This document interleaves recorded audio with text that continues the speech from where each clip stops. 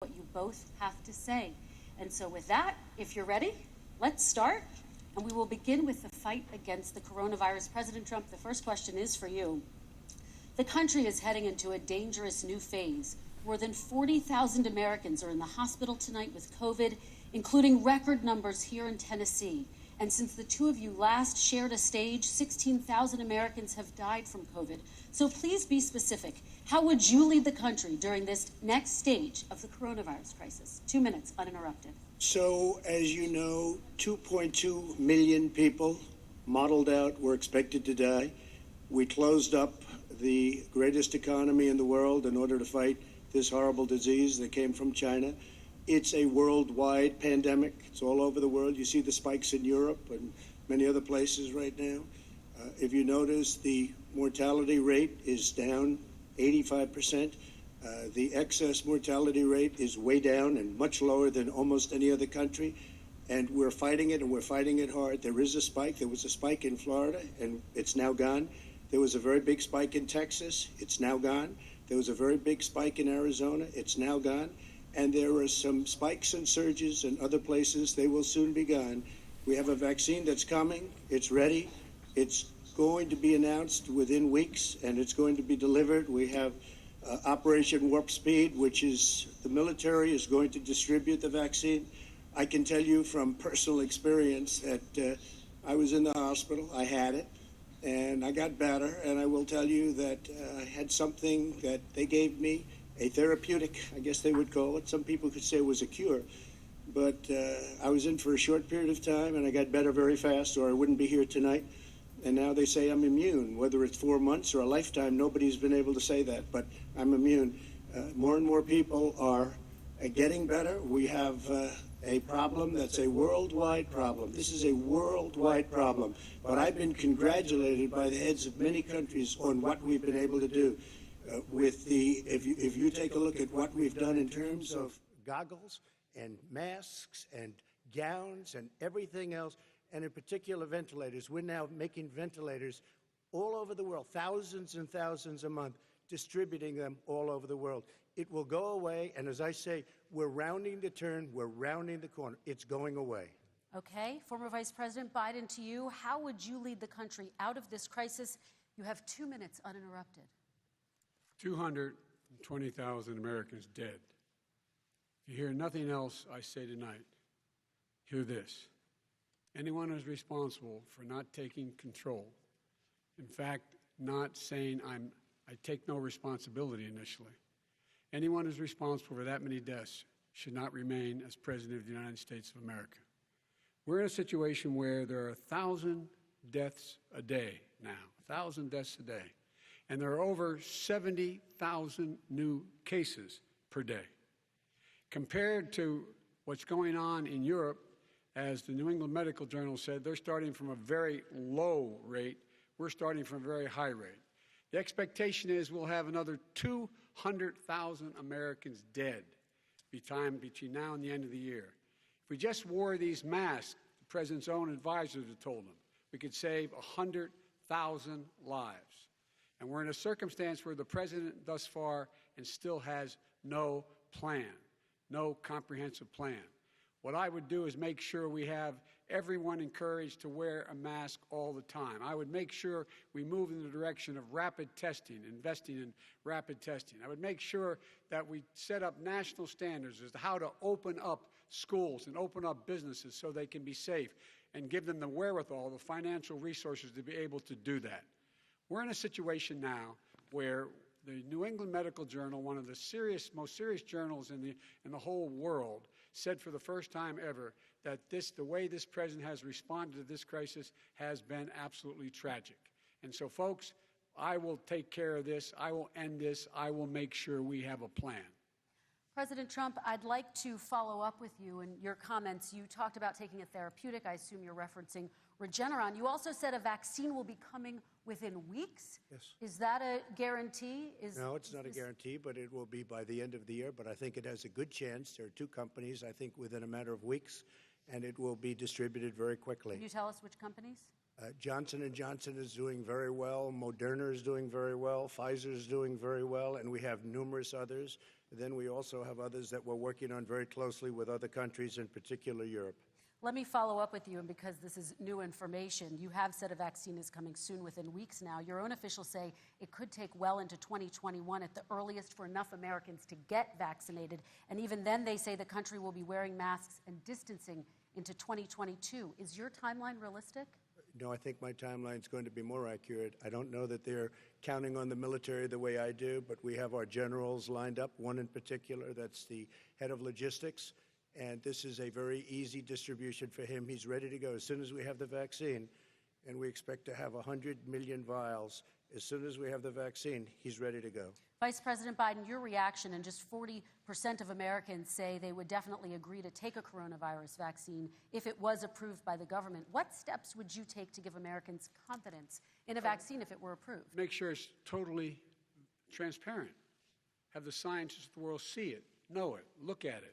Go through all the processes. And by the way, this is the same fellow who told you this is going to end by Easter last time. This is the same fellow who told you that, don't worry, we're going to end this by the summer. We're about to go into a dark winter. And he has no clear plan, and there's no prospect that there's going to be a vaccine available for the majority of the American people before the middle of next year.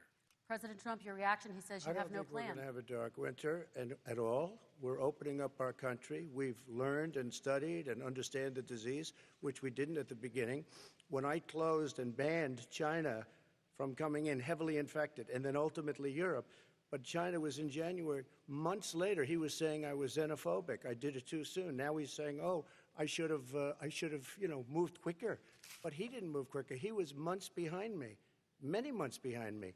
And frankly, he ran the H1N1 swine flu, and it was a total disaster, far less lethal, but it was a total disaster. Had that had this kind of numbers, 700,000 people would be dead right now, but it was a far less lethal disease. Look, his own person who ran that for him, who, as you know, was his chief of staff, said it was catastrophic, it was horrible, we didn't know what we were doing.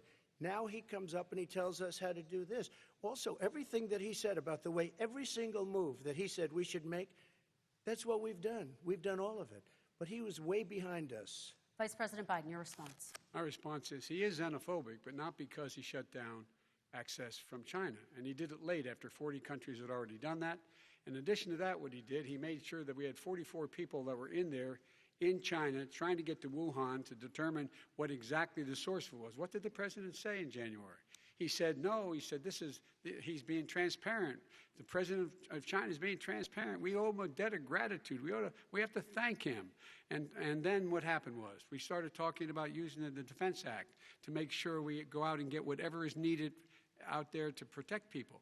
And again, I go back to this. He had nothing. He did virtually nothing. And then he gets out of the hospital and he talks about, don't worry, it's all going to be over soon. Come on. There's not another serious scientist in the world who thinks it's going to be over soon. President Trump, your reaction? I say over soon. I say we're learning to live with it. We have no choice. We can't lock ourselves up in a basement like Joe does. He has the ability to lock himself up. I don't know. He's obviously made a lot of money someplace, but he has this thing about living in a basement. People can't do that. By the way, I, as the president, couldn't do that. I'd love to put myself in the basement or in a beautiful room in the White House and go away for a year and a half until it disappears. I can't do that. And Kirsten, every meeting I had, and I'd meet a lot of families, including Gold Star families and military families, every meeting I had, and I had to meet them. I had to. It would be horrible to have canceled everything. I said, this is dangerous. And you catch it. And, I caught it. I learned a lot. Great doctors, great hospitals.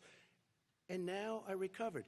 99.9% of young people recover.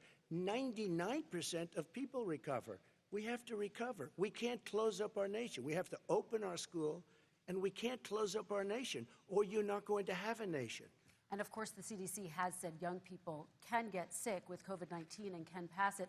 Vice President Biden, I want to talk broadly about strategy, though. Can I respond to that? 30 seconds, please, and then I have a question. No, number one, he says that we're learning to live with it. People are learning to die with it. You folks home will have an empty chair at the kitchen table this morning. That man or wife going to bed tonight and reaching over to try to touch their, out of habit, where their wife or husband was, is gone. Learning to live with it. Come on. We're dying with it because he has never said, you said it's dangerous. When's the last time? Is it really dangerous still? Are we dangerous? You tell the people it's dangerous now? What should they do about the danger? And you say, I take no responsibility.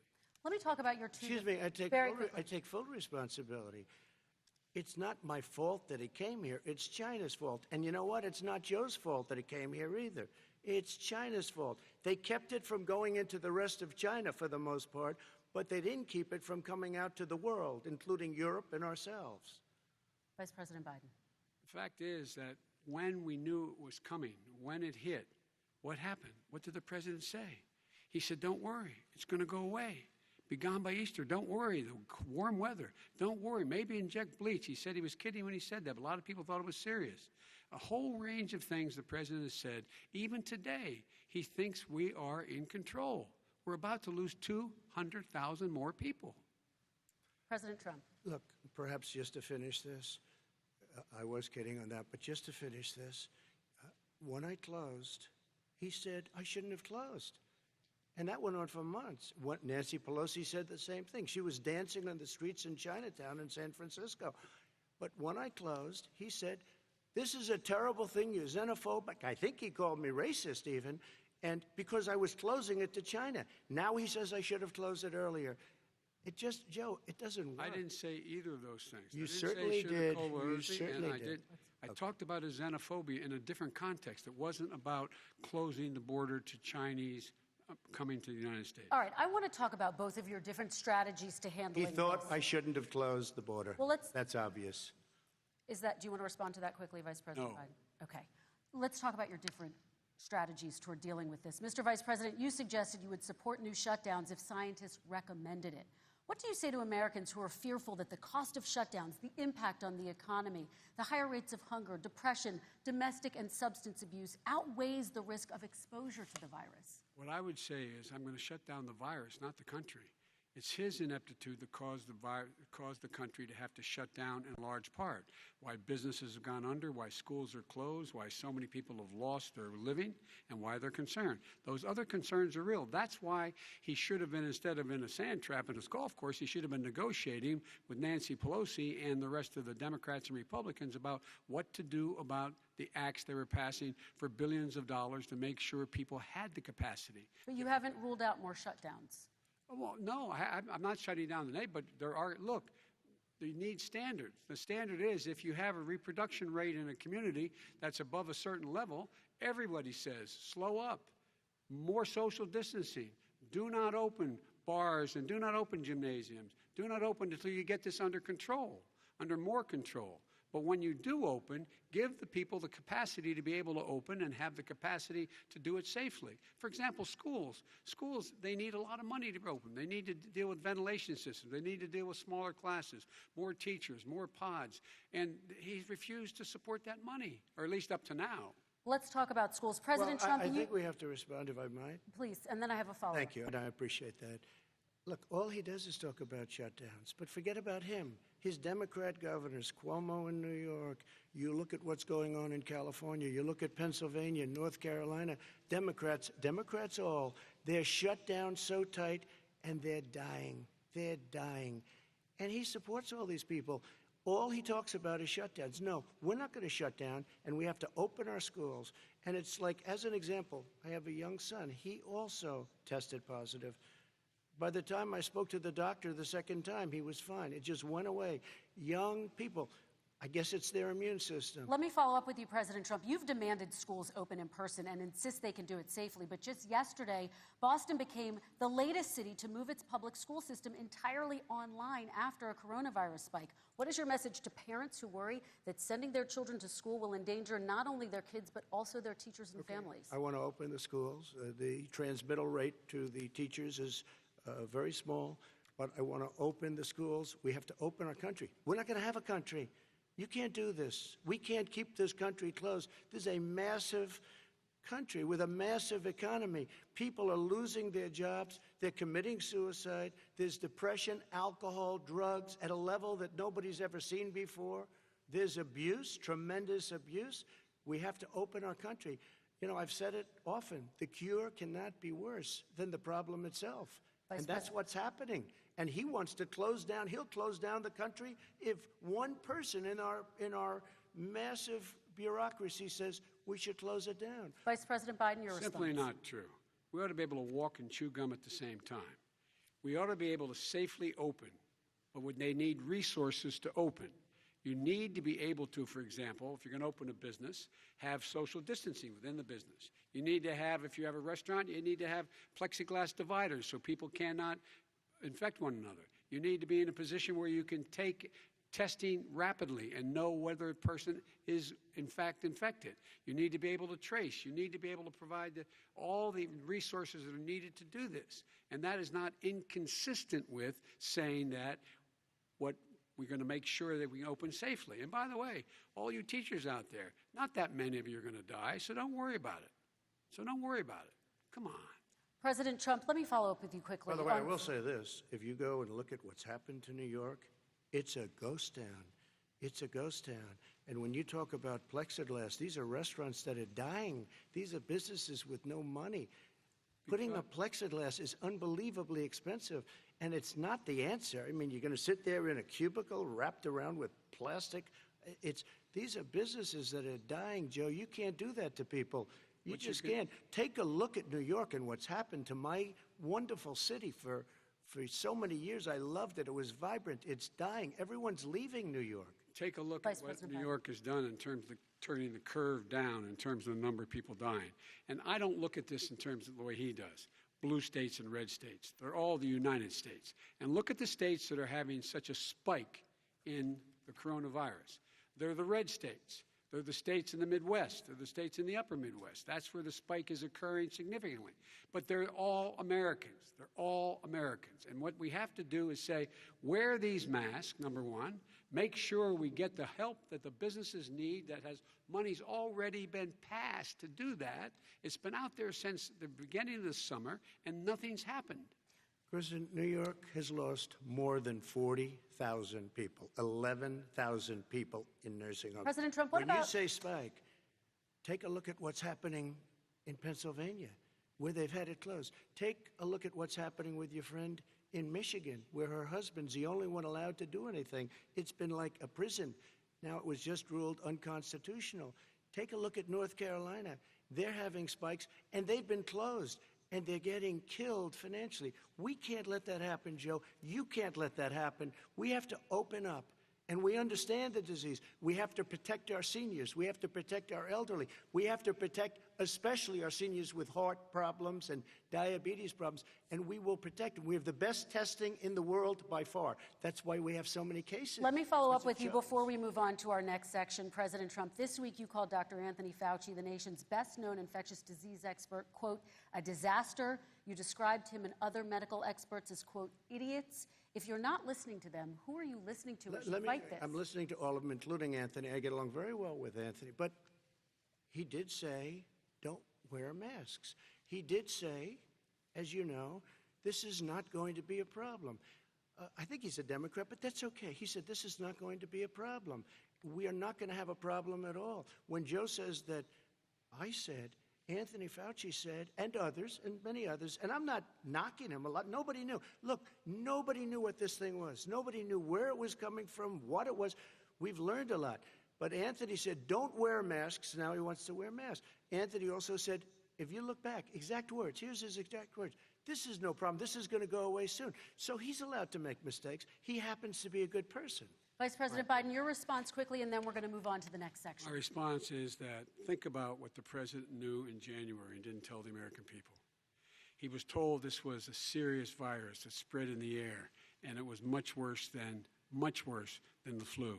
He went on record and said to one of your colleagues, recorded, that in fact he knew how dangerous it was, but he didn't want to tell us. He didn't want to tell us because he didn't want us to panic. He didn't want us. Americans don't panic. He panicked. But guess what? In the meantime, we find out in the New York Times the other day that, in fact, his folks went to Wall Street and said this is a really dangerous thing, and a memo out of that meeting, not from his administration, but from some of the brokers, said sell short because we got to get moving. It's a dangerous problem. Well, this is I'm going to give you 30 seconds to respond, and then we're the going Wall to Street move one, on. I don't know. Somebody went to Wall Street. You're the one that takes all the money from Wall Street. I don't take it. I haven't. You have raised a lot of money, tremendous amounts of money. And every time you raise money, deals are made, Joe. I could raise so much more money. As president and as somebody that knows most of those people, I could call the heads of Wall Street, the heads of every company in America. I would blow away every record, but I don't want to do that because it puts me in a bad position. And then you bring up Wall Street. You shouldn't be bringing up Wall Street because you're the one that takes the money from Wall Street, not me. I could blow away your records that, like you wouldn't believe. We don't need money. We have plenty of money. In fact, we beat Hillary Clinton with a tiny fraction of the money that she was able to. All right, gentlemen, we're going to move on. Don't tell me about Wall Street. Average contribution, $43. All right, we're going to move on to our next section, which is national security. And I do want to start with the security of our elections and some breaking news from overnight. Just last night, top intelligence officials confirmed again that both Russia and Iran are working to influence this election. Both countries have obtained U.S. voter registration information, these officials say, and Iran sent intimidating messages to Florida voters. This question goes to you, Mr. Vice President. What would you do to put an end to this threat? You have 2 minutes uninterrupted. I made it clear, and I ask everyone else to take the pledge. I made it clear that any country, no matter who it is, that interferes in American elections will pay a price. They will pay a price. And it's been overwhelmingly clear this election, I won't even get into the last one, this election, that Russia has been involved, China has been involved to some degree, and now we learn that Iran is involved. They will pay a price if I'm elected. They're interfering with American sovereignty. That's what's going on right now. They're interfering with American sovereignty. And to the best of my knowledge, I don't think the president said anything to Putin about it. I don't think he's talking to them a lot. I don't think he said a word. I don't know why he hadn't said a word to Putin about it. And I don't know what he has recently said, if anything, to the Iranians. My guess is he'd probably be more outspoken with regard to the Iranians. But the point is this, folks. We are in a situation where we have foreign countries trying to interfere in the outcome of our election. His own national security advisor told him that what is happening with his buddy, I will. His buddy, Rudy Giuliani, he's being used as a Russian pawn. He's being fed information that is Russian, that is not true. And then what happens? Nothing happens. And then you find out that everything that's going on here about Russia is wanting to make sure that I do not get elected the next president of the United States because they know I know them and they know me. I don't understand why this president is unwilling to take on Putin when he's actually paying bounties to kill American soldiers in Afghanistan, when he's engaged in activities that are trying to destabilize all of NATO. I don't know why he doesn't do it, but it's worth asking the question, why isn't that being done? Any country that interferes with us will, in fact, pay a price because they're affecting our sovereignty. President Trump, same question to you. Let me ask the question. You're going to have 2 minutes to respond. For 2 elections in a row now, there has been substantial interference from foreign adversaries. What would you do in your next term to put an end to this? 2 minutes uninterrupted. Well, let me respond to the first part, as Joe answered. Joe got $3.5 million from Russia, and it came through Putin because he was very friendly with the former mayor of Moscow, and it was the mayor of Moscow's wife. And you got $3.5 million. Your family got $3.5 million, and you know, someday you're going to have to explain, why did you get 3.5? I never got any money from Russia. I don't get money from Russia. Now, about your thing last night, I knew all about that. And through John Ratcliffe, who is fantastic, DNI, he said, the one thing that's common to both of them, they both want you to lose because there has been nobody tougher to Russia. Between the sanctions, nobody tougher than me on Russia. Between the sanctions, between all of what I've done with NATO, you know, I've got the NATO countries to put up an extra $130 billion, going to $420 billion a year. That's to guard against Russia. I sold, while he was selling pillows and sheets, I sold tank busters to Ukraine. There has been nobody tougher on Russia than Donald Trump. And I'll tell you, they were so bad. They took over the submarine port. You remember that very well. During your term, during you and Barack Obama, they took over a big part of what should have been Ukraine. You handed it to them, but you were getting a lot of money from Russia. They were paying you a lot of money, and they probably still are. But now, with what came out today, it's even worse. All of the emails, the horrible emails of the kind of money that you were raking in, you and your family. And Joe, you were vice president when some of this was happening, and it should have never happened. And I think you owe an explanation to the American people. Why is it? Somebody just had a news conference a little while ago who was essentially supposed to work with you and your family, but what he said was damning. And regardless of me, I think you have to clean it up and talk to the American people. Maybe you can do it right now. Vice President Biden, you may respond. 30 straight seconds. here. And then I do want to follow up on the election security. I have not taken a penny from any foreign source ever in my life. We learned that this president paid 50 times the tax in China, has a secret bank account with China, does business in China, and in fact is talking about me taking money. I have not taken a single penny from any country whatsoever, ever. Number one. Number two, this is a president, I have released all of my tax returns, 22 years. Go look at them. 22 years of my tax return. You have not released a single solitary year of your tax return. What are you hiding? Why are you unwilling? The foreign countries are paying you a lot. Russia's paying you a lot. China's paying you a lot. And your hotels and all your businesses all around the country, all around the world. And China's building a new road to a new a golf course you have overseas. So what's going on here? Why don't release your tax return or stop talking about corruption? President Trump, your response. First of all, I called my accountants under audit. I'm going to release them as soon as we can. I want to do it, and it'll show how successful, how great this company is. But much more importantly than that, people were saying $750. I asked them a week ago, I said, what did I pay? They said, sir, you prepaid tens of millions of dollars. I prepaid my tax. Tens over the last number of years. Tens of millions of dollars I prepaid because at some point they think it's an estimate. They think I may have to pay tax. So I already prepaid it. Nobody told me that. Did your accountant Nobody tell you told when you you that. could release Excuse them? me. And it wasn't written whenever they write this. They keep talking about $750, which I think is a filing fee. But let me just tell you, I prepaid millions and millions of dollars in taxes. Number one. Number two, I don't make money from China. You do. I don't make money from Ukraine. You do. I don't make money from Russia. You made $3.5 million, Joe, and your son gave you. They even have a statement that we have to give 10% to the big man. You're the big man, I think. I don't know. Maybe you're not, but you're the big man, I think. Your son said we have to give 10% to the big man. Joe, what's that all about? It's terrible. All right, gentlemen, I want to ask you both some questions I have about to all of this, respond to but that. I'm going to let you both respond very quickly. You just said you spoke to your accountant Yes. about potentially releasing your taxes. Did he tell you when you can release them? Do you As have soon a as the audit is deadline for finished. when you're going to release them I to the get American treated people? worse than the Tea Party got treated. Because you I have a don't lot have of a time. people in there, deep down in the IRS, they treat me horribly. We made a deal, it was all settled until I decide to run for president. I get treated very badly by the IRS, very unfairly. But we had a deal all done. As soon as we're completed with the deal, I want to release it. But I have paid millions and millions of dollars, and it's worse than paying. I paid in advance. It's called prepaying your taxes. I paid in advance. I want to ask you both about questions regarding your potential foreign entanglements and questions that have been raised to give you both a chance Some to point talk I'll about respond this to more this. broadly. Respond very quickly, and then I'll get to my question. Why did he's been saying this for 4 years? Show us. Just show us. Stop playing around. You've been saying for 4 years Everybody you're going to knows release your taxes. Nobody knows it, Mr. President. What they do know is you're not paying your taxes, or you're paying taxes that are so low. When last time he said what he paid, he said, I only pay that little because I'm smart. I know how to game the system.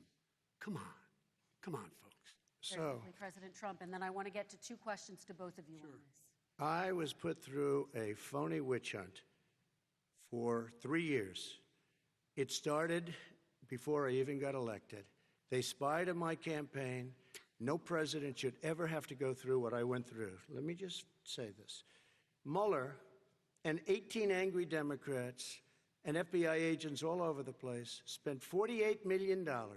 They went through everything I had including my tax returns, and they found absolutely no collusion and nothing wrong. 48 million.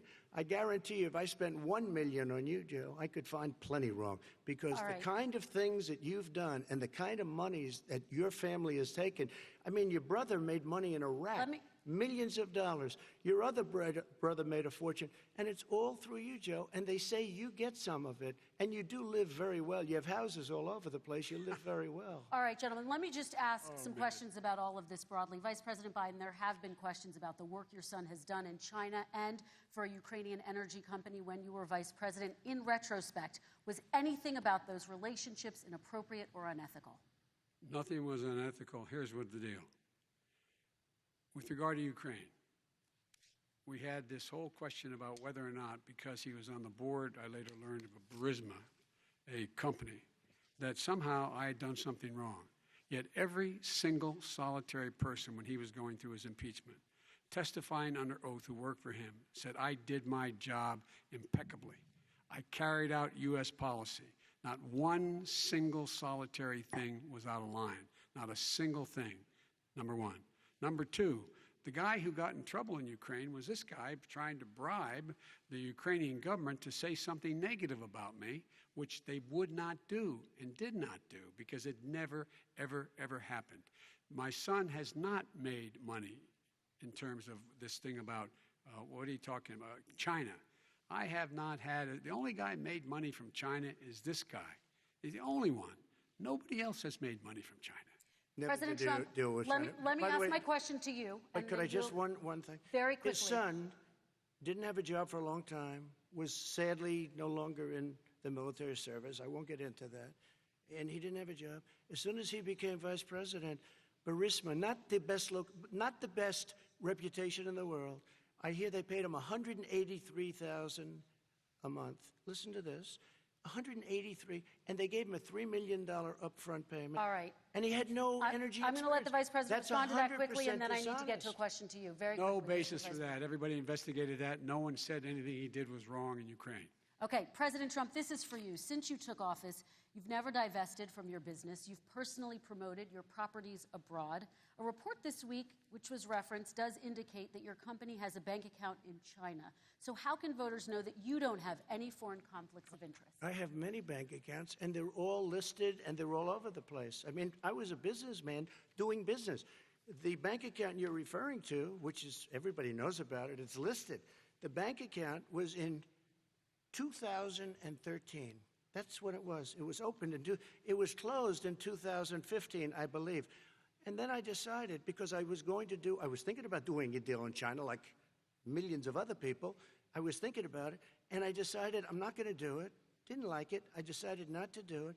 Had an account open, and I closed it. Okay. Excuse me. And then, unlike him, where he's vice president and he does business, I then decided to run for president after that. That was before. So I closed it before I even ran for president, let alone became president.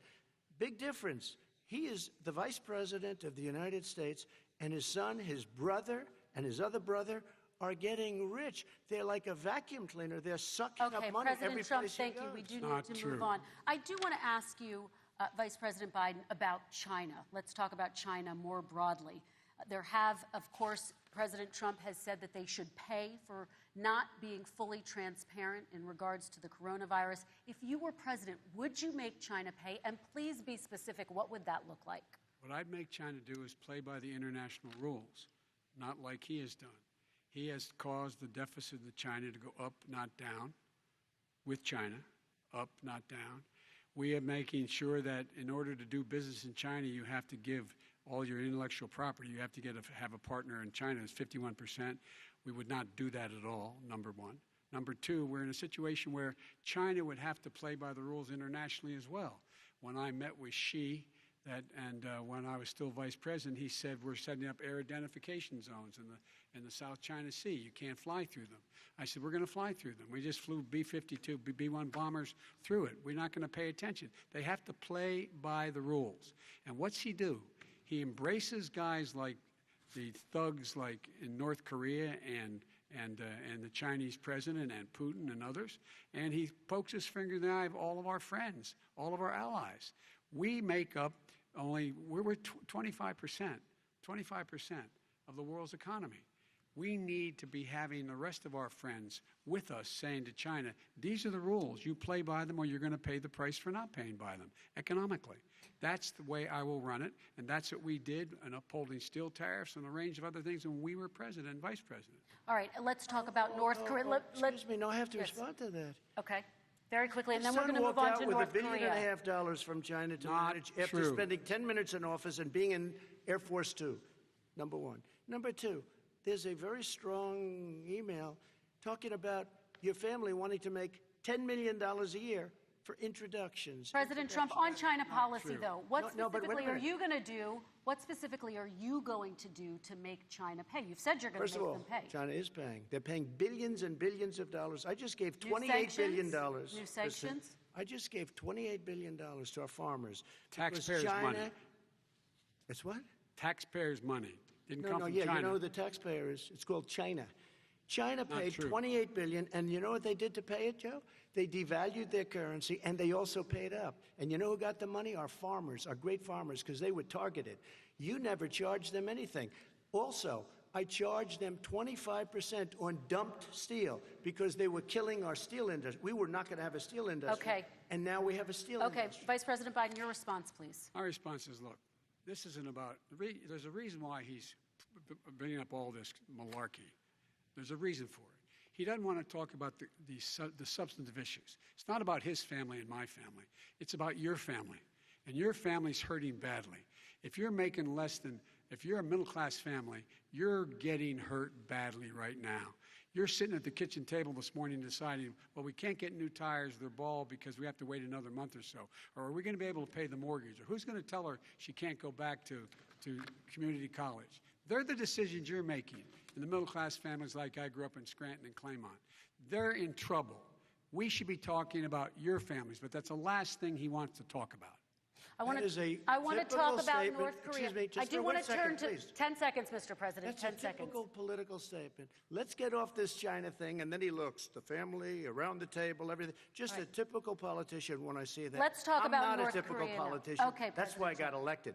Let's Get off the subject of China. Let's talk around sitting around the table. All right. Come on, Joe, you can do better. We're going to talk about North Korea now. President Trump, you've met with North Korean leader Kim Jong-un 3 times. You've talked about your beautiful letters with him. You've touted the fact that there hasn't been a war or a long-range missile test. And yet North Korea recently rolled out its biggest ever intercontinental ballistic missile and continues to develop its nuclear arsenal. Do you see that as a betrayal of the relationship you forged? Just 30 seconds here because we need to get on to the next So when I met with Barack Obama, we sat in the White House right at the beginning, had a great conversation. It was supposed to be 15 minutes, and it was well over an hour.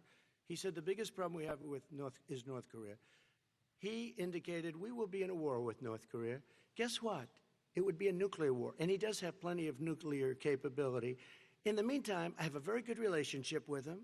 Different kind of a guy, but he probably thinks the same thing about me. We have a different kind of a relationship. We have a very good relationship, and there's no war.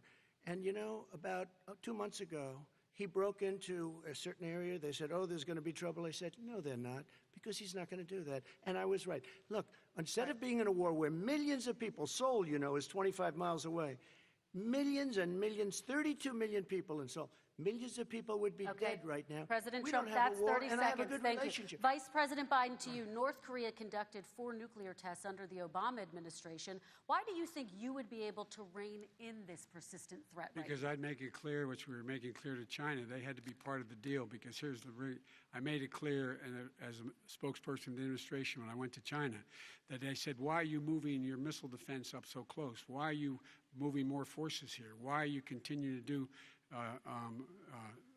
military maneuvers with South Korea?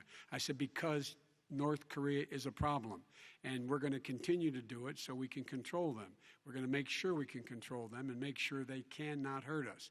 And so if you want to do something about it, step up and help. If not, it's going to continue. What has he done? He's legitimized North Korea. He's talked about his good buddy who's a thug, And he talks about how we're better off, and they have much more capable missiles, able to reach U.S. territory much more easily than ever did before. Let me follow up with you, Vice President Biden. You've said you wouldn't meet with Kim Jong-un without preconditions. Are there any conditions under which you would meet with him? On the condition that he would agree that he would be drawing down his nuclear capacity to get the Korean Peninsula should be nuclear-free zone. All right, let's move on to American families. Kristen, they tried Very to quickly, meet with 10 him. seconds, They President. tried to meet with him. He wouldn't do it. He didn't like Obama. He didn't like him. He wouldn't do it. Okay, I know got to for give him a fact they chance to tried. respond to that He before we wouldn't move do on. it. You And know, that's okay. You know what? North Korea, we're not in a war. We have a good relationship. You know, people don't understand. Having a good President relationship Trump, with we have leaders to of move other on because countries we have is a lot a of good thing. we have a lot of questions to get Yes, to. not That's Your like response. saying we had a good relationship with Hitler before he, in fact, invaded Europe, the rest of Europe. Come on. The reason he would not meet with President Obama is because President Obama said, we're going to talk about denuclearization. We're not going to legitimize you, and we're going to continue to put stronger and stronger sanctions on you. That's why he wouldn't meet with us. All right, And let's it didn't move happen. on. Let's Excuse move on me. and talk He about left American me a families. mess, Kristen. President Trump. Okay, we do They need to move left on. me a mess. North Korea was a mess. We And need in fact, to if move on you so that remember we the can first get to 2 all or of our 3 other months, questions tonight, there was a President very Trump. dangerous period in my first 3 months before we sort of worked things out a little bit. Okay. There was a they left us a mess. And Obama would be, I think, the first to say it was the single biggest problem he thought that our country had. Okay, let's move on to American families and the economy. One of the issues that's most important to them is health care, as you both know. Today, there was a key vote on a new Supreme Court Justice, Amy Coney Barrett, and health care is at the center of her confirmation fight. Over 20 million Americans get their health insurance through the Affordable Care Act. It's headed to the Supreme Court, and your administration, Mr. President, is advocating for the court to overturn it. If the Supreme Court does overturn that law, those 20 million Americans could lose their health insurance almost overnight. So what would you do if those people have their health insurance taken away? You have 2 minutes uninterrupted. Sure. First of all, I've already done something that nobody thought was possible. Through the legislature, I terminated the individual mandate. That is the worst part of Obamacare, as we call it. The individual mandate where you have to pay a fortune for the privilege of not having to pay for bad health insurance. I terminated. It's gone. Now it's in court because Obamacare is no good. But then I made a decision. Run it as well as you can to my people, great people. Run it as well as you can. I could have gone the other route and made everybody very unhappy. They ran it. Premiums are down. Everything's down. Here's the problem. No matter how well you run it, it's no good. What we'd like to do is terminate it. We have the individual mandate done. I don't know that it's going to work. If we don't win, we will have to run it, and we'll have Obamacare, but it'll be better run. But it no longer is Obamacare, because without the individual mandate, it's much different. Pre-existing conditions will always stay. What I would like to do is a much better health care, much better, will always protect people with pre-existing. So I'd like to terminate Obamacare, come up with a brand new, beautiful health care. The Democrats will do it because there'll be tremendous pressure on them, and we might even have the House by that time, and I think we're going to win the House, okay? You'll see, but I think we're going to win the House. But come up with a better health care, always protecting people with pre-existing conditions. And one thing very important, we have 180 million people out there that have great private health care. Far more than we're talking about with Obamacare. Joe Biden is going to terminate all of those policies. These are people that love their health care, people that have been successful, middle-income people, been successful. They have 180 million plans, 180 million people, families. Under what he wants to do, which will basically be socialized medicine, he won't even have a choice, they want to terminate 180 million plans. We have done an incredible job on health care, and we're going to do even better. Okay, Let me Vice respond. President Biden, yes, this is for you. Your health care plan calls for building on Obamacare. So my question is, what is your plan if the law is ruled unconstitutional by the Supreme Court? You have 2 minutes uninterrupted. What I'm going to do is pass Obamacare with a public option. It'll become Biden care. The public option is an option that says that if you, in fact, do not have the wherewithal if you qualify for Medicaid and you do not have the wherewithal in your state to get Medicaid, you automatically are enrolled, providing competition for insurance companies that's what's going to happen. Secondly, we're going to make sure we reduce the premiums and reduce drug prices by making sure that there's competition that doesn't exist now by allowing the Medicare to negotiate drug prices with the insurance companies. Thirdly, the idea that I want to eliminate private insurance, the reason why I had such a fight with 20 candidates for the nomination was I support private insurance. That's why I didn't. Not one single person with private insurance would lose their insurance under my plan, nor did they under Obamacare. They did not lose their insurance unless they chose they wanted to go to something else. Lastly, we're going to make sure we're in a situation that we actually protect pre-existing. There's no way he can protect pre-existing conditions. None, zero. You can't do it in the ether. He's been talking about this for a long time. He's never come up with a plan. I guess we're going to get the pre-existing condition plan the same time we get the infrastructure plan that we've been waiting since 17, 18, 19, and 20. The fact, I still have a few more minutes. I know you're getting anxious. The fact is that he's already cost the American people, because of his terrible handling of the COVID virus and the economic spillover, 10 million people have lost their private insurance. And he wants to take away 22 million more people who have it under Obamacare, and over 110 million people with pre-existing conditions. And all the people from COVID are going to have pre-existing conditions. What are they going to do?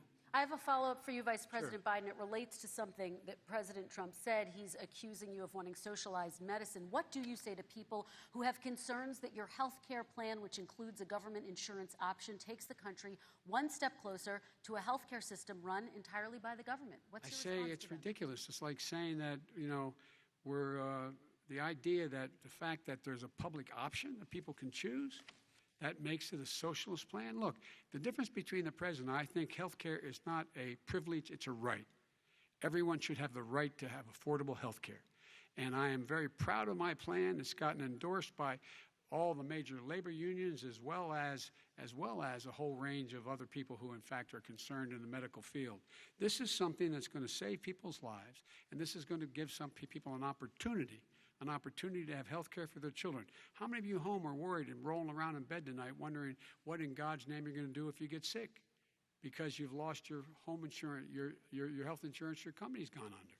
We have to provide health insurance for people at an affordable rate, and that's what I do.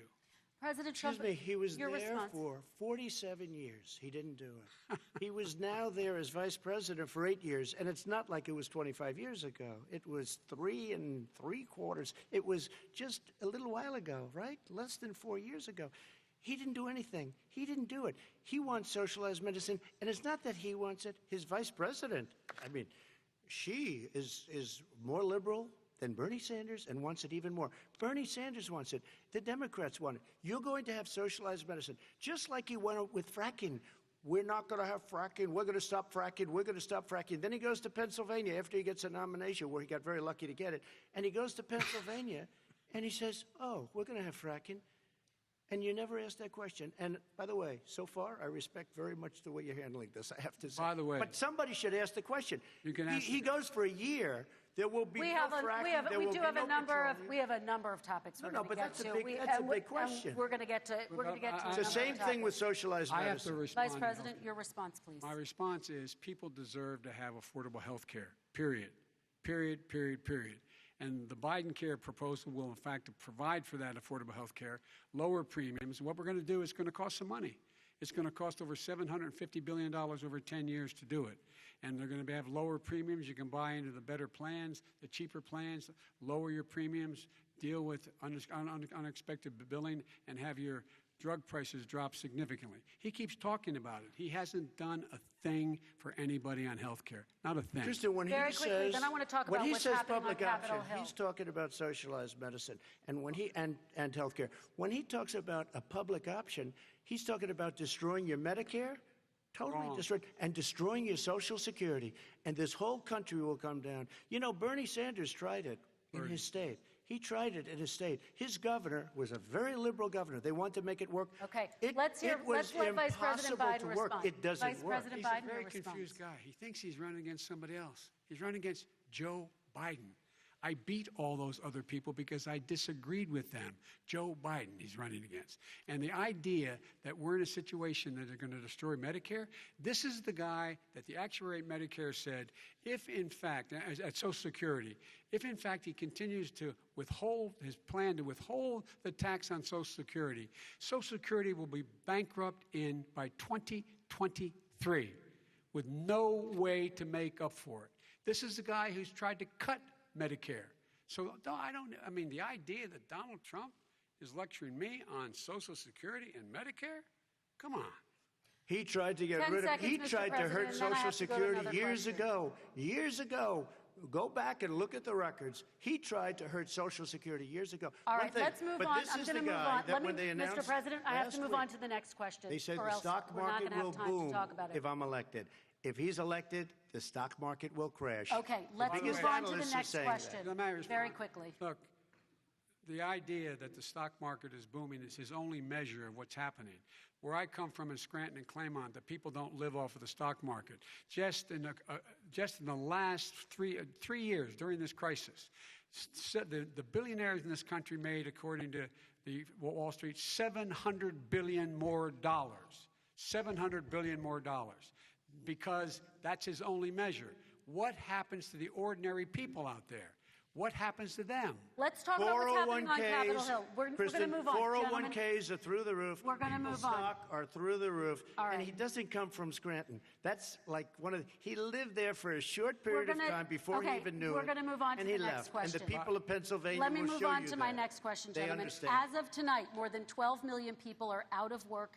And as of tonight, 8 million more Americans have fallen into poverty, and more families are going hungry every day. Those hit hardest are women and people of color.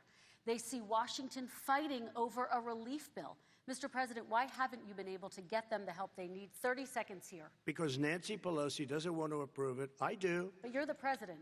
I do, but I still have to get. Unfortunately, that's one of the reasons I think we're going to take over the House, because of her.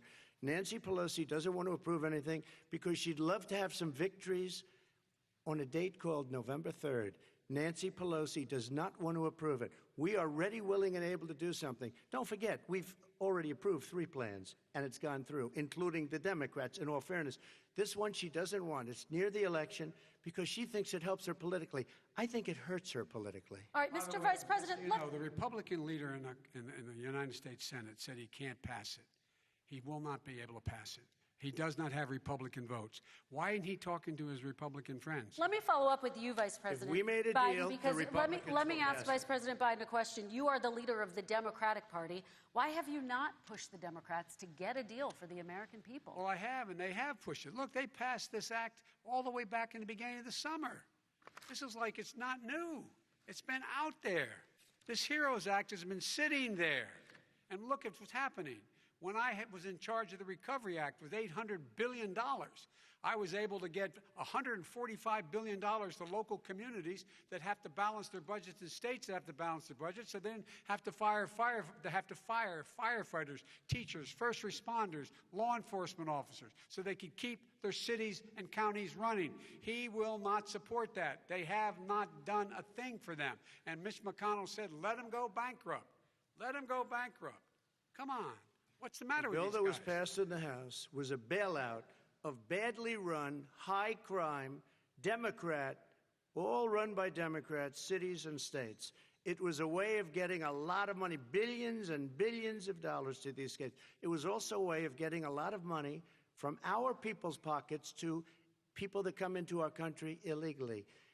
We were going to take care of everything for them. And what that does, and I'd love to do that, I'd love to help them, but what that does, everybody all over the world will start pouring into our country. We can't do it.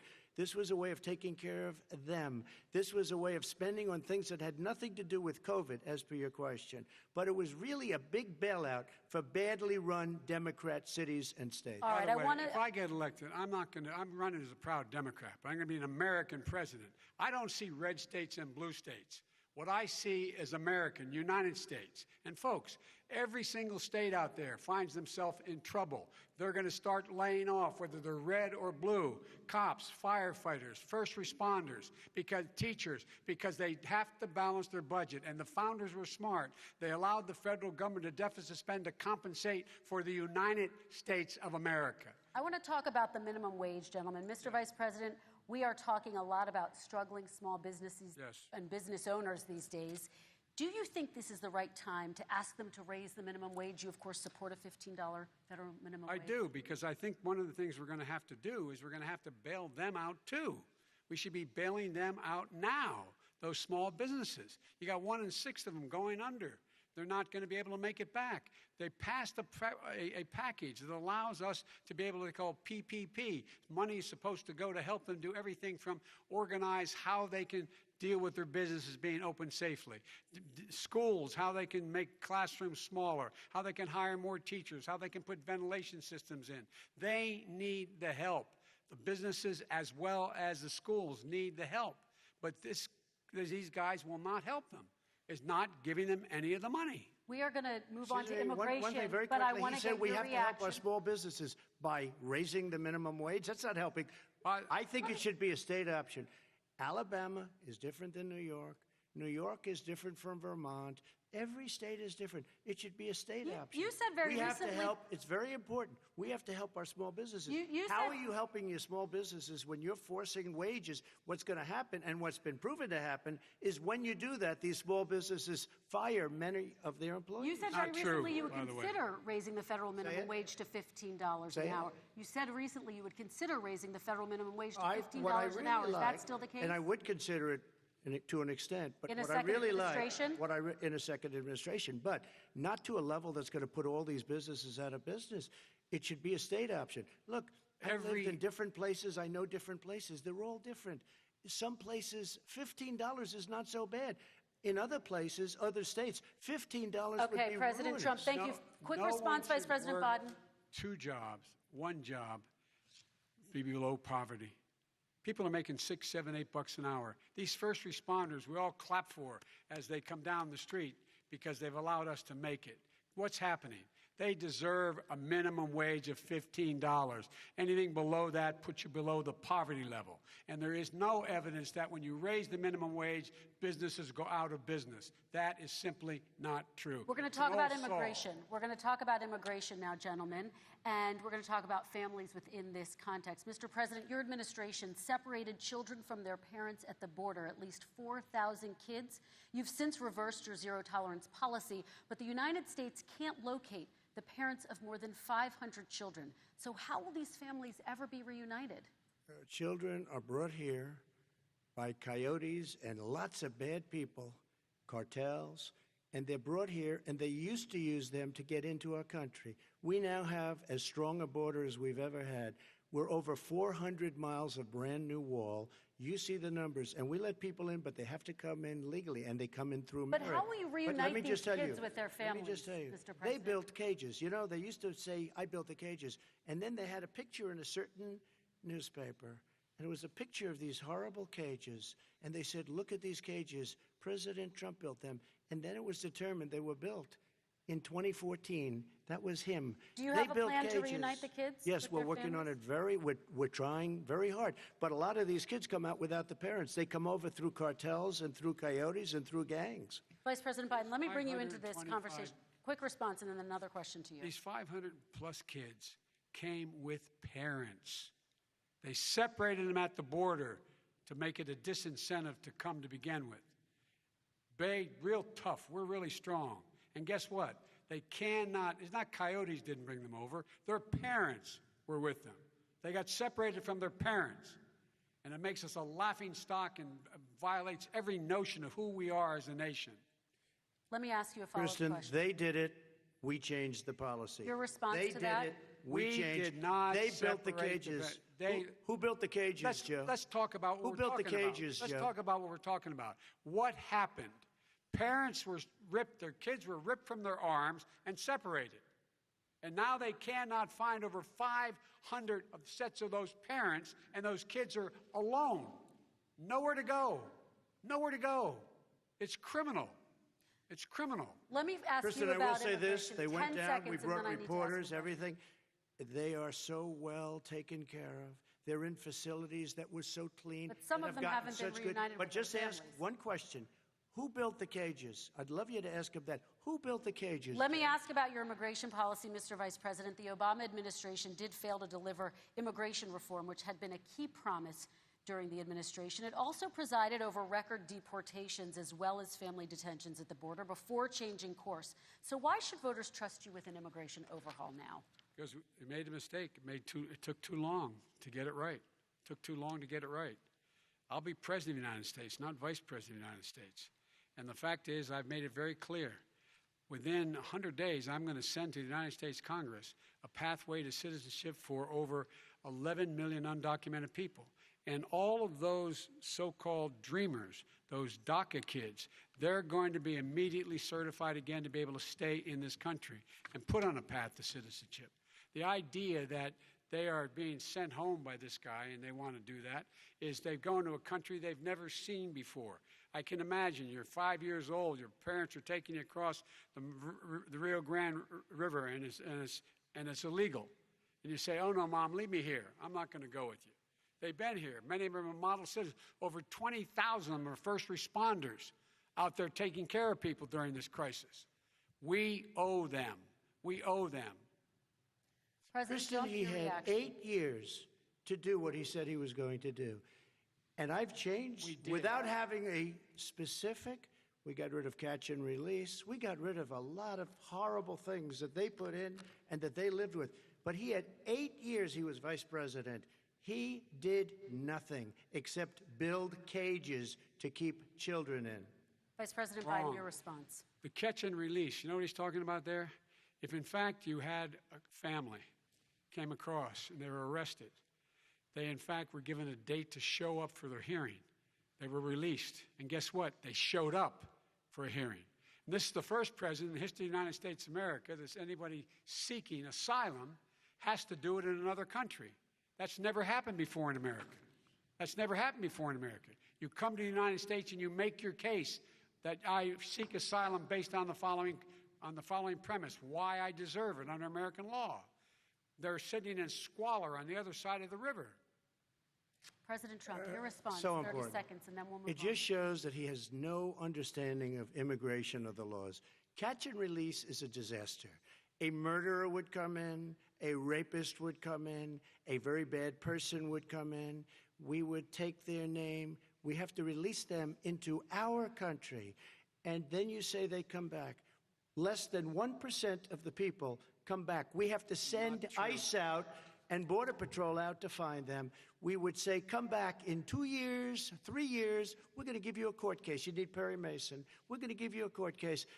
When you say they come back, they don't come back, Joe. They never come back. Only the really, I hate to say this, but those with the lowest IQ, they might come back. Okay, President Trump, let's give Vice President Biden a chance to respond, and then we're going to move on to the next section. You don't know the law, Joe. Vice President Biden, your response. Know the law, what he's telling you is simply not true. Well, check it out. They don't come back. Check it out. All right, let's move on. But we don't have to worry about it because they terminated it, so we don't have to worry about it Let's anymore. move on to the next And you have section. 525 kids not knowing where in God's name they're going to be and lost their parents. Go ahead. All right, let's talk about our next section, which is race in America. And I want to talk about the way Black and brown Americans experience race in this country. Part of that experience is something called the talk. It happens regardless of class and income. Parents who feel they have no choice but to prepare their children for the chance that they could be targeted, including by the police, for no reason other than the color of their skin. Mr. Vice President, in the next 2 minutes, I want you to speak directly to these families. Do you understand why these parents fear for their children? I do. I do. You know, my daughter is a social worker, and she's written a lot about this. She has a graduate degree from the University of Pennsylvania in social work. And you know, one of the reasons why I ended up working on the east side of Wilmington, Delaware, which is 90% African American, was to learn more about what was going on. What I never had to tell my daughter, if she's pulled over, make sure she puts, for a traffic stop, put both hands on top of the wheel and don't reach for the glove box because someone may shoot you. But a black parent, no matter how wealthy or how poor they are, has to teach their child, when you're walking down the street, don't have a hoodie on when you go across the street. Making sure that you, in fact, if you get pulled over, Yes, sir, no, sir. Hands on top of the wheel, because you are, in fact, the victim, whether you're a person making child of a $300,000 a year person or someone who's on food stamps. The fact of the matter is there is institutional racism in America. And we have always said, we've never lived up to it, that we hold these truths to be self-evident. All men and women are created equal. Well, guess what? We have never, ever lived up to it, but we've always constantly been moving the needle further and further to inclusion, not exclusion. This is the first president to come along and says, that's the end of that. We're not going to do that anymore. We have to provide for economic opportunity, better education, better health care, better access to schooling, better access to opportunity to borrow money to start businesses. All the things we can do, and I've laid out a clear plan as to how to do those things, just to give people a shot. It's about accumulating the ability to have wealth as well as it is to be free from violence. President Trump, same question to you, and let me remind you of the question. I would like you to speak directly to these families. Do you understand why these parents fear for their children? Yes, I do. And again, he's been in government 47 years. He never did a thing except in 1994 when he did such harm to the black community. And they were called, and he called them super predators. And he said that. He said it, super predators. And they have never lived that down. 1994, your crime bill, the super predators. Nobody has done more for the black community than Donald Trump. And if you look, with the exception of Abraham Lincoln, possible exception, but the exception of Abraham Lincoln, nobody has done what I've done. Criminal justice reform. Obama and Joe didn't do it. I don't even think they tried because they had no chance at doing it. They might have wanted to do it, but if you had to see the arms I had to twist to get that done, it was not a pretty picture, and everybody knows it, including some very liberal people that cried in my office. They cried in the Oval Office. 2 weeks later, they're out saying, gee, we have to defeat him. Criminal justice reform, prison reform, opportunity zones with Tim Scott, a great senator from South Carolina. He came in with this incredible idea for opportunity zones. It's one of the most successful programs. People don't talk about it. Tremendous investment is being made. Biggest beneficiary, the black and Hispanic communities, and then historically black colleges and universities.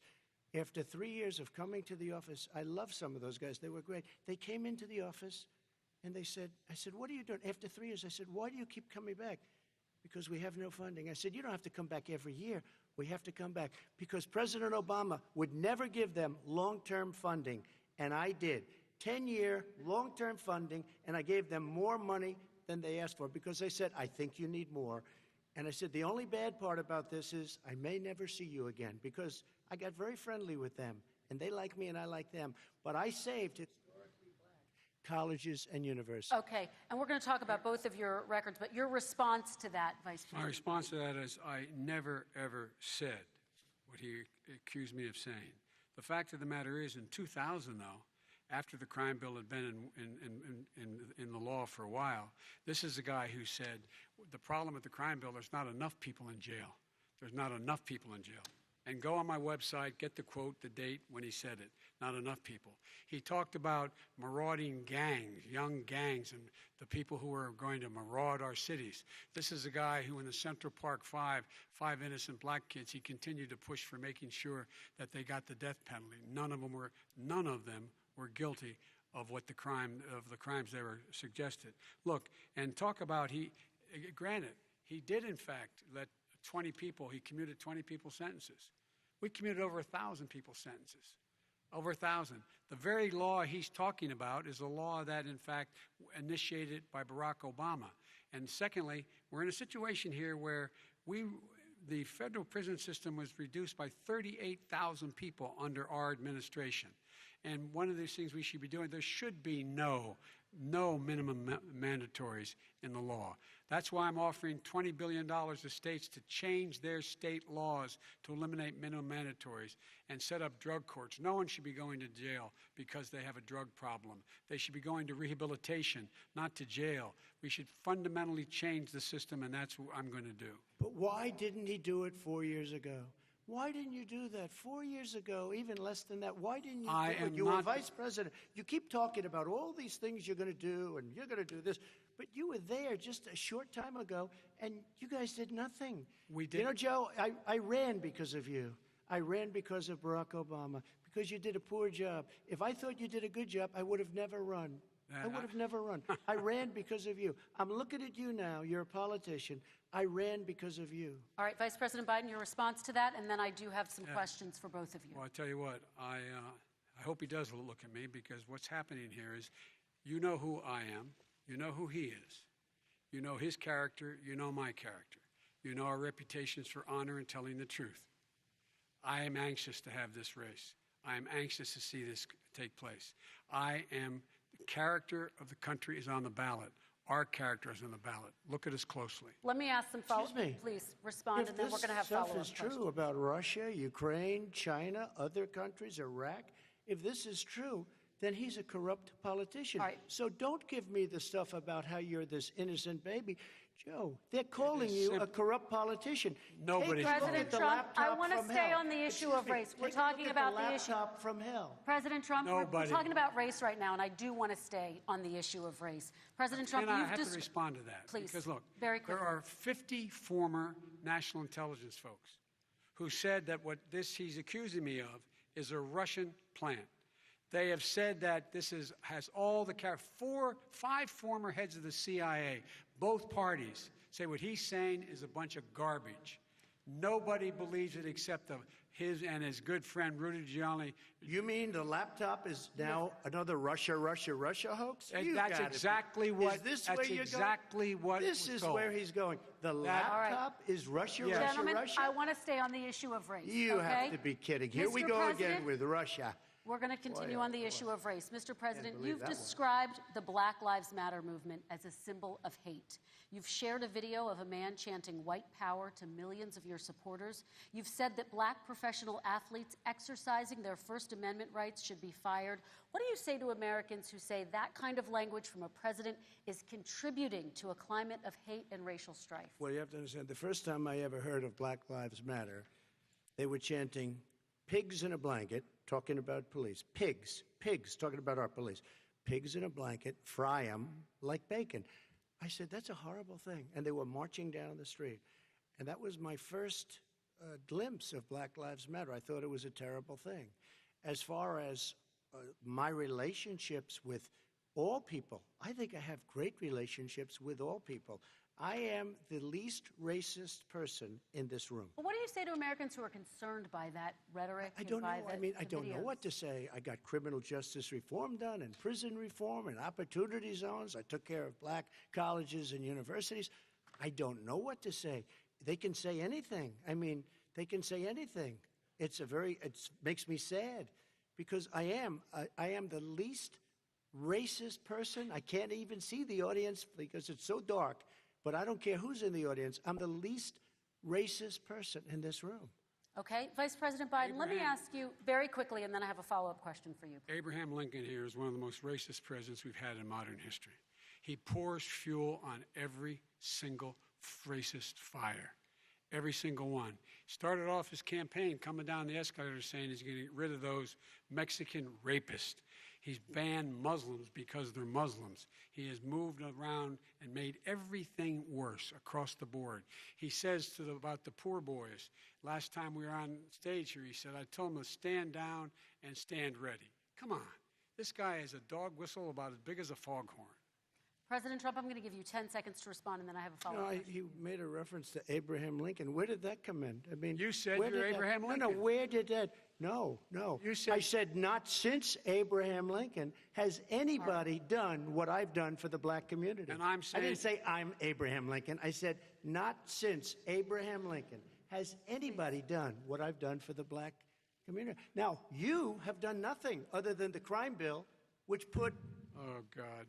tens of thousands of black men mostly in jail. All right, let me, And you know what? let me They ask remember Vice it President because if you Biden look a at what's question. happening with the voting right now, Let me ask they Vice remember President that you Biden treated them about- very, very badly. The- Just the- take a look at what's happening out there. Vice President Biden, let me give you a chance to respond within this context. Crime Okay. bills that you supported in the 80s and 90s contributed to the incarceration of tens of thousands of young black men who had small amounts of drugs in their possession. They are sons, they are brothers, they're fathers, they're uncles, whose families are still to this day, some of them suffering the consequences. So speak to those families. Why should they vote for you? One of the things is that in the 80s, we passed 100%, all 100 senators voted for it, a bill on drugs and how to deal with drugs. It was a mistake. I've been trying to change it since then, particularly the portion on cocaine. That's why I've been arguing that, in fact, we should not send anyone to jail for a pure drug offense. They should be going into treatment across the board. That's what we should be spending money. That's why I set up drug courts, which were never funded by our Republican friends. They should not be going to jail for a drug or an alcohol problem. They should be going into treatment. That's what we've been trying to do. That's what I'm going to get done, because I think maybe the American people have now seen that, in fact, it was a mistake to pass those laws relating to drug. But they were not in the crime bill. But Okay, why so- didn't he get it done? See, it's all talk, no action with these politicians. Why didn't he get it done? That's what I'm going to do when I become president. You were vice president along with Obama as your president, your leader, for 8 years. Why didn't you get it done? You had 8 years to get it done. Now you're saying you're going to get it done because you're all talk and no action, Jim. We got a Your lot of it response. done. We released didn't get 38,000. anything We got done. 38,000 prisoners left from the. You got nothing done. 38,000 prisoners were released from federal prison. There were over 1,000 people who were given clemency. In fact, we're the ones that put in the legislation saying we could look at pattern and practice of police departments and what they were doing, how they were conducting themselves. I could go on, but we began the process. We lost an election. That's why I'm running, to win back that election and change his terrible policy. I Quick just response, asked, and then we're I gonna just move asked on to one climate question. change. Why didn't you do it in the 8 years, a short time ago? Why didn't you do it? You just said, I'm going to do that, I'm going to do this. You put tens of thousands of mostly black young men in prison. Now you're saying you're going to undo that. Why didn't you get it done? You had 8 years with Obama. You know why, Because- Joe? Because you're all talk and no action. All right, Vice President Because Biden, and then we're going to move on to the next section. We had a Republican Congress. That's the answer. Well, Okay. You got to talk them into it, Joe.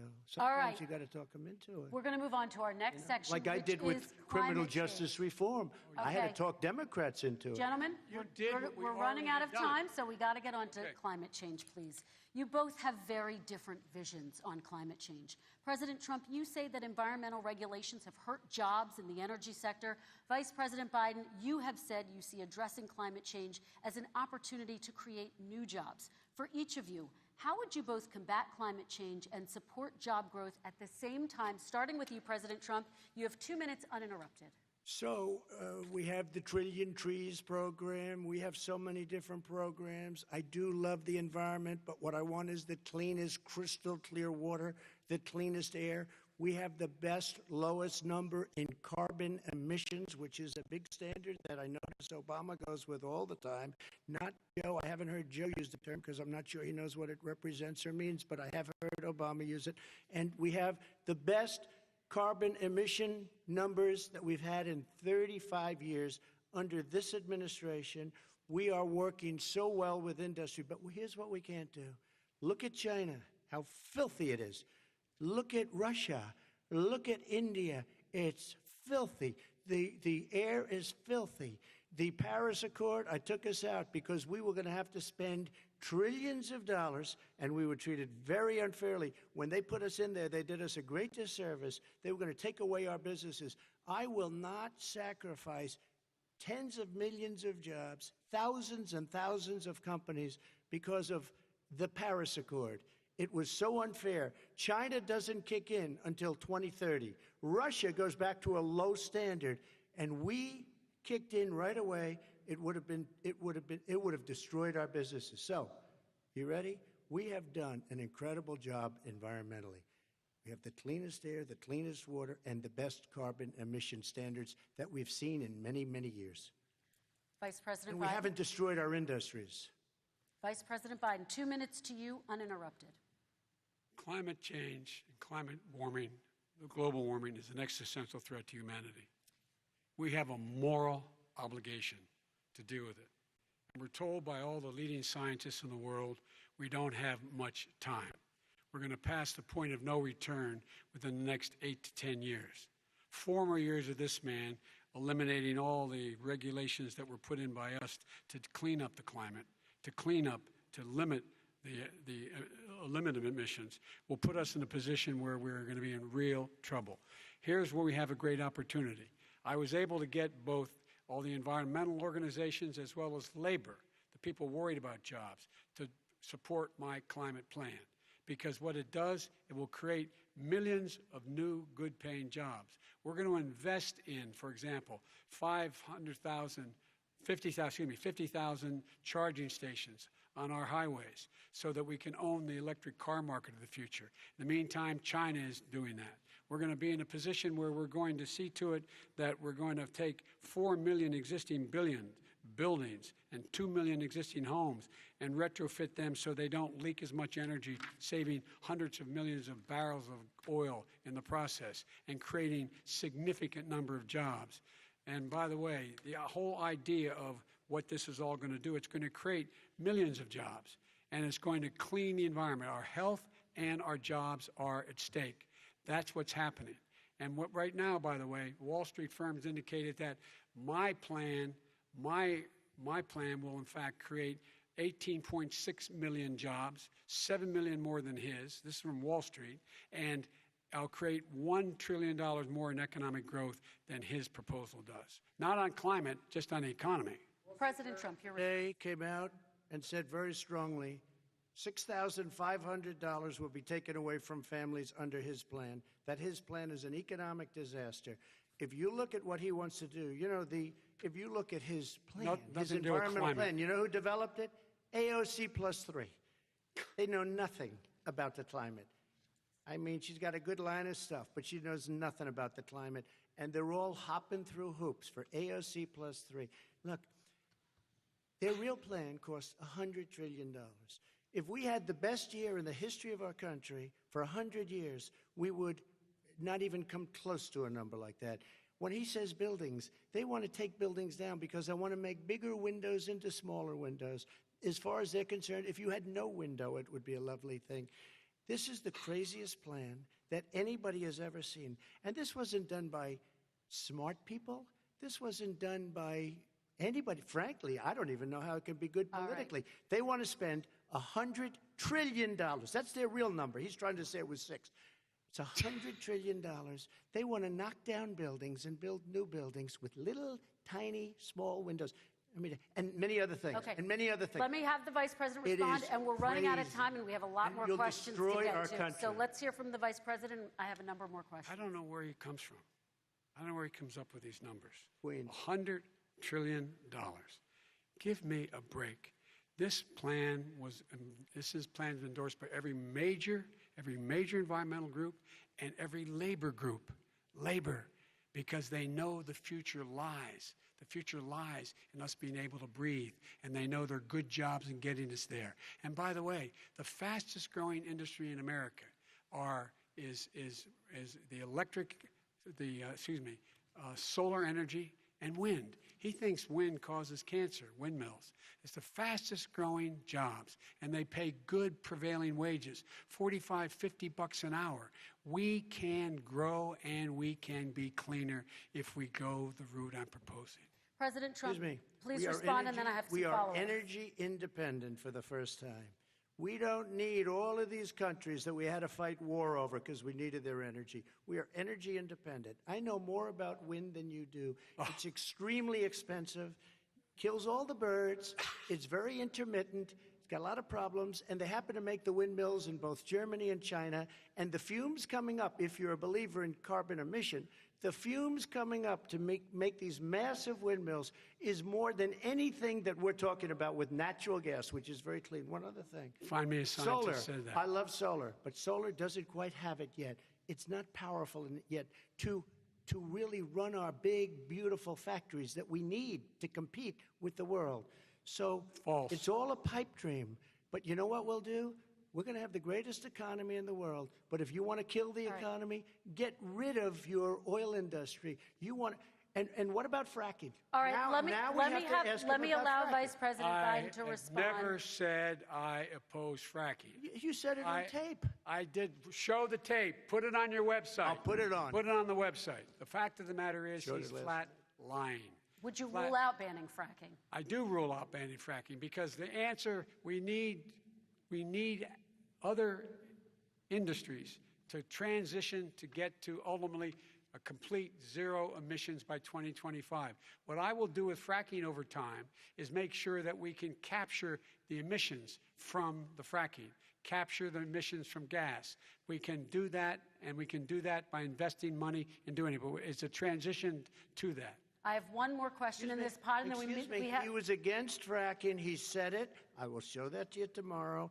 I am against fracking. Until he got the nomination, went to Pennsylvania, then he said, but you know what, Pennsylvania? He'll be against it very soon because his party is totally against it. Fracking on federal land, I said. No fracking or oil on federal land. Let me ask this final question in this section, and then I want to move on to our final section. President Trump, people of color are much more likely to live near oil refineries and chemical plants. In Texas, there are families who worry the plants near them are making them sick. Your administration has rolled back regulations on these kinds of facilities. Why should these families give you another 4 years in office? The families that we're talking about are employed heavily, and they're making a lot of money, more money than they've ever made. If you look at the kind of numbers that we produce for Hispanic, for Black, for Asian, it's 9 times greater, the percentage gain, than it was in 3 years, than it was under 8 years of the 2 of them, to put it nicely. 9 times more. Now, somebody lives, I have not heard the numbers or the statistics that you're saying, but they're making a tremendous amount of money economically. We saved it, and I saved it again a number of months ago when oil was crashing because of the pandemic. Okay. We saved it. We got, say what you want about relationship, we got Saudi Arabia, Mexico, and Russia to cut back, way back. We saved our oil industry, and now it's very vibrant again. All right. And everybody has very inexpensive gasoline. Remember Vice President Biden, your response, and then we're going to have a final question for both of you. My response is that those people live on what they call fence lines. He doesn't understand this. They live near chemical plants that, in fact, pollute, chemical plants and oil plants and refineries that pollute. I used to live near that when I was growing up in Claymont, Delaware. And all the more oil refineries in Marcus Hook and the Delaware River than there is any place, including in Houston at the time. When my mom get in the car and when there was first frost to drive me to school, turn in the windshield wiper, there'd be oil slick in the window. That's why so many people in my state were dying and getting cancer.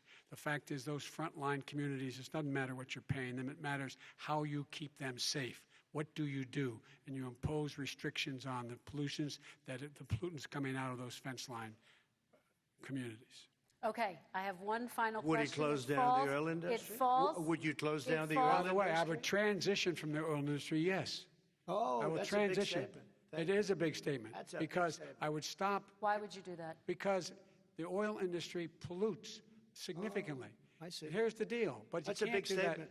Well, if you let me finish the statement, because it has to be replaced by renewable energy over time. And I'd stop giving to the oil industry, I'd stop giving them federal subsidies. He won't give federal subsidies to the gas, to solar and wind. Yeah. Why are we giving it to oil industry? We actually do give it to solar and wind. And that's maybe the biggest statement in terms of business. That's the biggest statement. Okay. Because basically what he's saying is he is going to destroy the oil industry. Will you remember that, Texas? Will you remember that, Pennsylvania, Oklahoma? Vice President Biden, let me give you 10 seconds to respond, and then I have to get to the final question. Vice President Biden. He takes everything out of context, but the point is, look, we have to move toward a net zero emissions. The first place to do that by the year 2035 is in energy production, by 2050 totally. All right. One is he going to get China to do it? No, we're finished with this. Is he going to get China to do it? We have to move on to our final question. No, we have to I'm move going on to to our final rejoin question. Paris Accord and make China abide by what they agreed to. All right. That'll This cost you is $1 about trillion. leadership, gentlemen. And this first question does go to you, President Trump. Imagine this is your inauguration day. What will you say in your address to Americans who did not vote for you? You'll each have 1 minute, starting with you, Mr. We have to make our country totally successful as it was prior to the plague coming in from China. Now we're rebuilding it, and we're doing record numbers, 11.4 million jobs in a short period of time, et cetera. But I will tell you, go back. Before the plague came in, just before, I was getting calls from people that were not normally people that would call me. They wanted to get together. We had the best black unemployment numbers in the history of our country. Hispanic, women, Asian, people with diplomas, with no diplomas, MIT graduates, #1 in the class. Everybody had the best numbers. And you know what? The other side wanted to get together. They wanted to unify. Success is going to bring us together. We are on the road to success. But I'm cutting taxes, and he wants to raise everybody's taxes, and he wants to put new regulations on everything. He will kill it. If he gets in, you will have a depression, the likes of which you've never seen. Your 401ks will go to hell, and it'll be a very, very sad day for this country. All right. Vice President Biden, same question to you. What will you say during your inaugural address to Americans who did not vote for you? I will say, I'm an American president. I represent all of you, whether you voted for me or against me. And I'm going to make sure that you're represented. I'm going to give you hope. We're going to move. We're going to choose science over fiction. We're going to choose hope over fear. We're going to choose to move forward because we have enormous opportunities to make things better. We can grow this economy. We can deal with the systemic racism.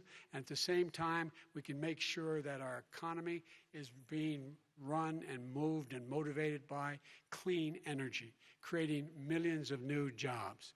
And that's the fact. That's what we're going to do. And I'm going to say, as I said at the beginning, what is on the ballot here is the character of this country: decency, honor, respect, treating people with dignity, making sure that everyone has an even chance. And I'm going to make sure you get that. You haven't been getting it the last 4 years. All right. I want to thank you both for a very robust hour and a half, a fantastic debate. Really appreciate it. President Trump, former Vice President Joe Biden, thank you to Belmont University for hosting us tonight. And most importantly, thank you to those watching tonight. Election Day is November 3rd. Don't forget to vote. Thank you, everyone, and have a great night. Thank you.